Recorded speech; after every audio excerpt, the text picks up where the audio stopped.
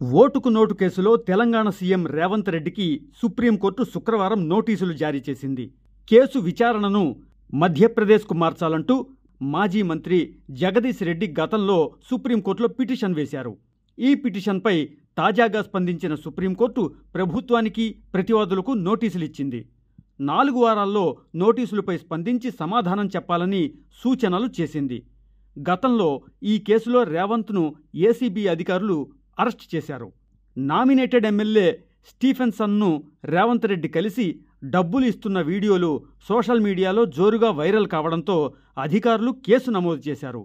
ఈ కేసులో రేవంత్ రెడ్డి కొన్నాళ్ల పాటు జైలుకు కూడా వెళ్లారు.